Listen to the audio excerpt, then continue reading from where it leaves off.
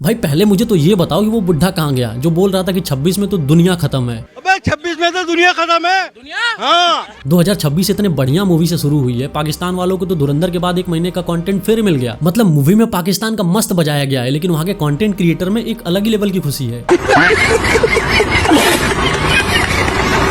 भाई आ गया हूँ मैं 21 मूवी का फर्स्ट शो देखकर, और ये मेरा ऑनेस्ट रिव्यू है। क्या मुझे इस मूवी में अच्छी लगी, क्या कुछ अच्छा नहीं लगा, क्या आपको जाना चाहिए इस मूवी को देखने के लिए थिएटर, आपको पैसे लगाने चाहिए या नहीं, इसकी बात करेंगे। भाई किसी भी मूवी के हिट होने का 50% चांस उसी दिन हो जाता है जिस दिन उसकी कास्टिंग सही हो, और धुरंधर उसका बेस्ट एग्जाम्पल है। और यही चीजें आपको 21 में भी देखने को मिलेगी। जब मूवी के लास्ट में वो रियल इमेजेस प्ले होती है जिनको आप कास्टिंग से मैच करोगे, जो एक्टर्स इसमें कास्ट हुए हैं, तो आपको बहुत ही ज्यादा सिमिलरिटी देखने को मिलेगी। रियल इमेजेस में जो बॉडी लैंग्वेज है, उनका अपीयरेंस है, उनका ड्रेसिंग स्टाइल है, उसको बहुत ही अच्छे तरीके से यहाँ पे पोर्ट्रे किया गया है, और वो इन एक्टर्स पे बहुत ही बेहतरीन तरीके से शूट करता है। लीड रोल में अगस्त नंदा हैं, जो कि सेकंड लेफ्टिनेंट अरुण खेत्रपाल जी का किरदार निभा रहे हैं। वहीं लेट श्री धर्मेंद्र जी अरुण खेत्रपाल के पिता एमएल खेत्रपाल का किरदार निभा रहे हैं। Jaideep Ahlawat one of the most brilliant actor of Bollywood, और एज यूजुअल इसमें भी वो बहुत तगड़ा परफॉर्मेंस दिए हैं। देखो मूवी मेकर्स ने ऐसा कोई खुलासा नहीं किया कि जयदीप अहलावत का जो किरदार है वो किस पे बेस्ड है, क्योंकि प्रोडक्शन का भाई इतना पैसा वगैरह लगा होता है तो वो लीगल चीजों में नहीं जाना चाहते हैं। अगर हमको सबको पता है कि जयदीप अहलावत जो थे उनका किरदार एक तरीके से पाकिस्तानी एक आर्मी ऑफिसर पे बेस्ड है, और उसमें अगर नाम रिवील किया जाएगा तो वो कहीं न कहीं वो बंदा आगे चल के लीगली इनके ऊपर कुछ भी केस कर सकता है कि नहीं ये मेरे कैरेक्टर को तोड़ मड़ोड़ को दिखाया गया है या बहुत अलग तरीके से। तो इस चीज से बचने के लिए जयदीप अहलावत का कैरेक्टर किस पर बेस्ड है इसके बारे में बहुत जानकारी नहीं है, लेकिन कोई बात नहीं, मेरे पे कोई रिस्ट्रिक्शंस नहीं है तो मैं आपको बताता हूँ। एक्चुअली जयदीप ब्रिगेडियर ख्वाजा मोहम्मद नसीर का किरदार निभा रहे हैं। ये वही इंसान था जो एमएल खेत्रपाल 2001 में जब पाकिस्तान गए थे तो उनको रिसीव करता है। सिमर भाटिया ने भी इसमें एज अ लीड एक्ट्रेस बहुत ही अच्छा काम किया है। ये मूवी आपको दो प्लॉट पर चलती हुई देखेगी। पहला 2001 में जब एमएल खेत्रपाल पाकिस्तान विजिट करते हैं। एक्चुअली एमएल खेत्रपाल का जो बर्थ प्लेस था वो सरगोधा था, जो कि अब पाकिस्तान में पड़ता है। बंटवारे के बाद ये लोग अपना इंडिया वगैरह चले आते हैं, और ये जब आर्मी में सर्व करने के बाद जब ये रिटायर होते हैं तो 2001 में ये प्लान बनाते हैं कि यार अपने पैतृक आवास पर, पैतृक गांव पर भी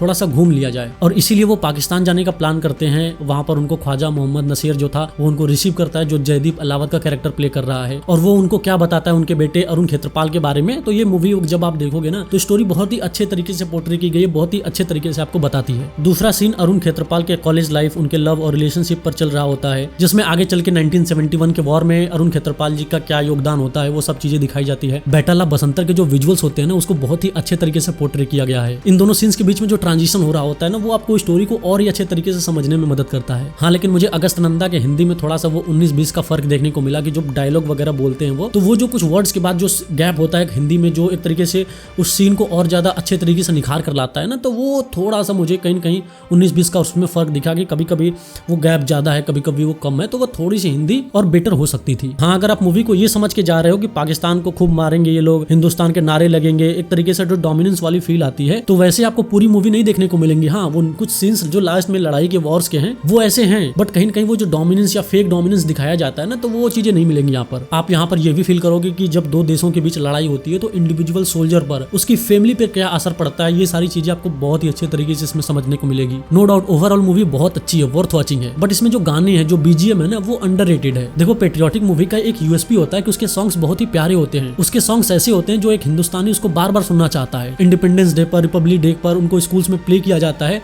तो ऐसे सॉन्ग्स यहाँ पर देखने को नहीं मिले हैं। तो अगर एक लाइन में बोलना हो तो 2026 एक बेस्ट मूवी से स्टार्ट हुआ है। सो जाओ, नहीं तो न्यू ईयर इस मूवी के बिना फीका फीका सा लगेगा। सो अगले मूवी रिव्यू आपसे मिस ना हो इसलिए चैनल को सब्सक्राइब कर लेना। धन्यवाद।